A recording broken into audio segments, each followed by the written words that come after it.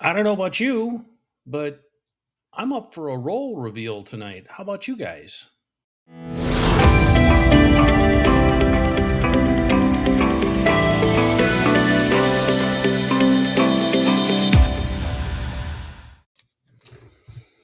All right. So, just to make it interesting, I've got two roles. I'm only going to open one of the two because both are identical. I'm going to cover what they are just a second. But the interesting part about these are very much original bank wrapped rolls, and they have the correct paper on them, the correct printing on them, and they have not been tampered with. We're going to cover this because one of my posts earlier in the day to my Facebook page was all about a guy on eBay that's pretty much falsifying his original rolls that he's selling. So we're going to cover what constitutes an original roll, and we're going to open one of these two. I'll tell you what they are next. Okay, as you can see, um, this is my desk. And what's on this desk are a couple of little tools that are kind of important. This one is actually just a kind of a blunt end pair of tweezers, I guess. It's not very strong from that standpoint. This one is a reverse tweezers. So you open it up and it collapses. This is a coin tweezers. These are great for picking up individual coins. It won't open quite far enough to hold like a 50-cent piece or even a silver dollar, but quarters, nickels, dimes, Lincoln cents works great. Obviously, I've got this just so I've got it, and I got a little tiny other tweezers that I use as well. So, and the Q-tip, I'll explain that in a minute. It's not just for cleaning ears. Anyway, so these are two rolls of 1953 San Francisco Mint. Both of them are stamped the same. Both of them have the exact same paper on them. And you're going to notice something about this paper. These two rolls were acquired at the same time, obviously. And the reason why you can tell that is if you look at the printing, where the stripes start to fade and where they pick up are all exactly the same all the way around. So the cool part about knowing your roles is knowing the proper date that a roll was, or a wrapper anyway, was made, so that if it's around coins that don't coincide with that particular date, then it's probably not an authentic roll. I find this funny because so many people are sucked into this, especially on eBay. And my apologies for the camera kind of going in and out. I'm using a webcam for this, and it has its own focus to it. And it's good because it'll come in handy in a minute. So many people are kind of weirded out because they think that they're going to find a roll that is an original wrapped roll. And I'm gonna grab something here down below my desk real quick, just so everybody's aware.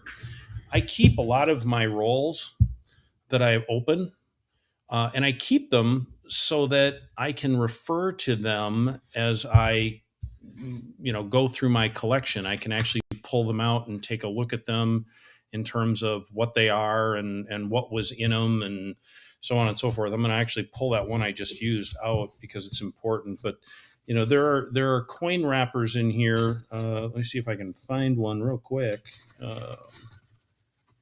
Here's a good one. This is a good example of one right here. That don't coincide. Now, this one looks strangely similar to these two. It's not an exact match to it. The printing is significantly darker, as you can see, but it is Federal Reserve Bank of San Francisco. Okay. This one, however, is Los Angeles Branch Federal Reserve Bank. Okay. So two different ones here, but this one is a 54S. There was a 54S roll in this one, and so yeah, it's the right one. Now, what's interesting is the Federal Reserve changed their wrappers from this to what everybody's used to seeing. And if I could find one right away, I would. But I don't think I actually have one floating around. I'm going to look real quick and see if I can quickly run across one here in this massive pile. Everybody's familiar with them, though. And that's my bird. My apologies for that. But everybody's familiar with them. They're the Federal Reserve Bank ones that are from, Cincinnati or Cleveland or stuff like that. And they're red wrappers, not craft paper, and they have black writing on them. Those particular wrappers, they look a little bit more like this color wise. Those particular wrappers were actually brought out in mid-year 1954. So this one still qualifies to have this correct one in it, but the other ones are from 1954 on up, and they ran through the early part of the 1960s. These wrappers ran from about probably late 40s or so to 1954, and they were phased out for all of the Federal Reserve branches. Now, does that mean that you might find a 1955 roll in one of these? Maybe, but I'm willing to bet probably not, because in it was about, I would say, July, August of 1954 that they switched from these to the well-known ones that are out there that everybody's kind of used to seeing, those dark red wrappers. And so those particular rolls, if you find one of those rolls, for example, around a 1953S, it's not an original roll. Someone has put the coins in there, and it's not an original roll. The other way to tell an original roll from a non-original roll, and these are classic examples of this, is to look at the end coins. Now, if you look at these end coins on this, they're dirty. They're actually very toned. They're very brown around the edges where the paper has touched them. And that's that way on both ends. Now, if I were to lift up one of these little flaps right here, it's actually even more brown underneath that flap than it is right here. Now, chances are these rolls sat somewhere, and they sat somewhere like this, in a box somewhere. They probably didn't necessarily lie like this someplace. They were probably stored vertically like this. How do I know that? These ends here are the ends that are the darkest, so they oxidized with the air and the paper and the sulfur that's in the paper. These ends here only oxidized where the paper hit them, so the sulfur is what's turned them, and the air couldn't get to the coins because they were like that. So we're going to open one of these rolls. Now, here's a little bit of information about the 1953 San Francisco Mint rolls. Number one, they're well known for not being very nice in terms of quality. As a matter of fact, if you go to PCGS and look up population for 1953S, you're going to find that the 1953S coins don't come in really high grades very often. So it's very rare. So what am I expecting to find in these? I am not expecting to find high-end coins in this.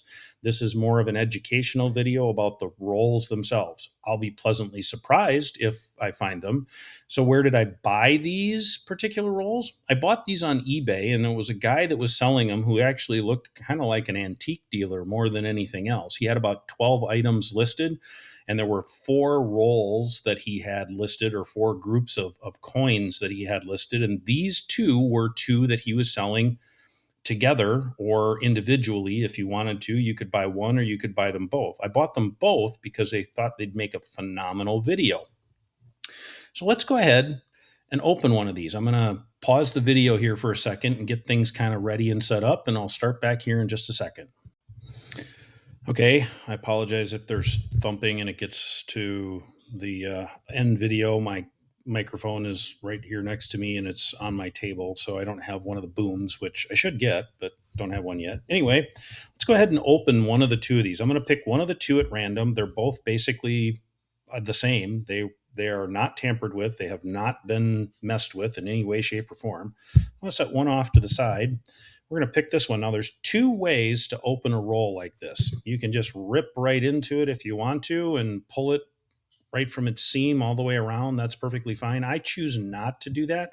What I like to do is I actually kind of like to go at it from the inside, and I use this tool so that I don't actually scratch the coin, and I get it up underneath the lip and I open it up by pulling it up. Now that wrapper should be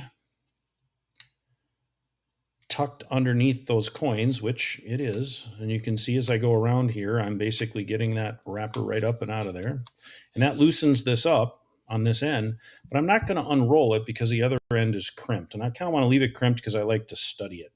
I take a pen, nice soft plastic end. You could, if you want, you can get a pencil with a rubber eraser on it, but I don't like the chemicals that are in the rubber eraser. So I use this, which just got a nice little soft thing.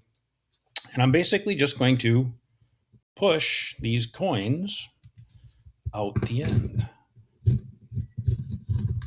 There. Now, the sulfur in these coins, or in this wrapper, has turned the edges dark brown. That's kind of what you should expect to see because the end coins were obviously dark brown as well. But if you flip that end coin over, it's nice and shiny because it was protected. So now we're just going to take a quick peek through these and see what it is that I find. These are fun coins, and remarkably, they're in really, really nice condition. And by that, I mean really nice condition, which is incredibly rare for a 1953 S. Usually they come spotted, they come rubbed, meaning that one coin has rubbed on the other, and so they have like high spot rub marks on them. I'm going to flip a couple of these over and take a look at some of these as we go through. Here's a couple of little spots on this one, nothing quite major. There's some rubbing going on here, but these are really, really nice coins. I am very, very shocked. I'm very happy, don't get me wrong, because it's tough to find high-end coins in the 1953 San Francisco Mint in rolls, in B rolls. Holy cow, that's a really nice coin there. I know it's hard because my camera is not focusing that great. I don't think bringing it up all the way is going to make much of a difference. And so, that's nice. That's incredibly nice.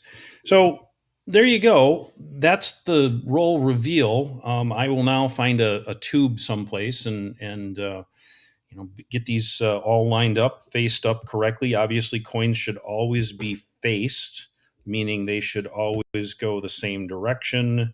Heads, heads up, if you want to call it, tails down, so that when you pick them up, and you'll notice that I am not using gloves.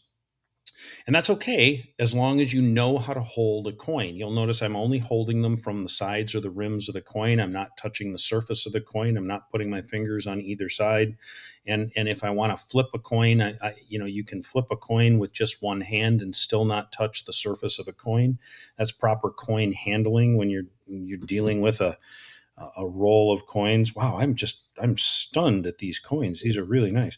So there you go. That's what we've got for the evening for a roll reveal. Hopefully you guys enjoyed it. And if you did, hit the like button, the subscribe button, and yeah, leave a comment below if you've got any questions. I would love to have whatever questions you might have.